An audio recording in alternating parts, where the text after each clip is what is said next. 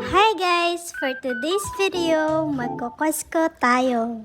Bago yun, kailangan muna nating mag-dinner ng paborito naming shabu-shabu. Madilim na pala nung after namin kumain. Nakaka-excite na naman ang mga ganap na to kasi syempre mamimili tayo. Pagpasok mo nga dito sa Costco, bubungad na agad sa'yo mga naglalaki ang monitor na yan. Diyos ko, abe ako. Kapilang ko kaya makasaling makanyan.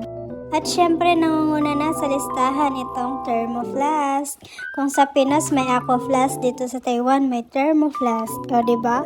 Syempre, hindi mawawala dyan ang free taste. Yan kaya ang number 1 na pinupuntahan namin dito. Lungog kang maranap, lumul kang mabsi. Kasi may reklamo ya payatchi, malaya ka no. Sunod naman namin kinuha itong isang balot ng sponge na isang taon na namin gagamitin sa dorm. Charot-charot.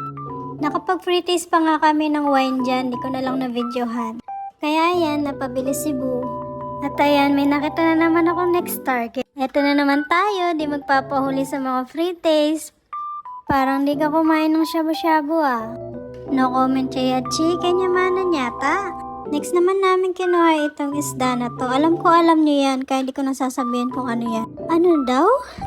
And nakita na ni Boo yung hinahanap niyang Lipton tea daw para sa kanyang tita. Kumuha naman ako nitong kalbi para sa aking nanay at tuwalya para sa mga taong di marunong maligo sa bahay.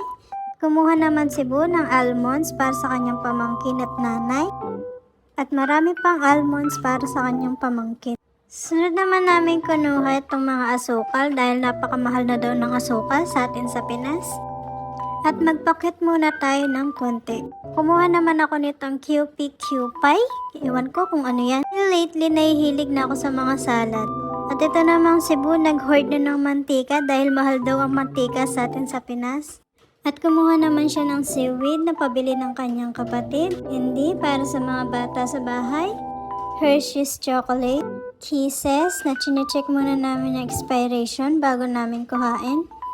At nandito na tayo sa pinakamasakit na part, ang bayaran.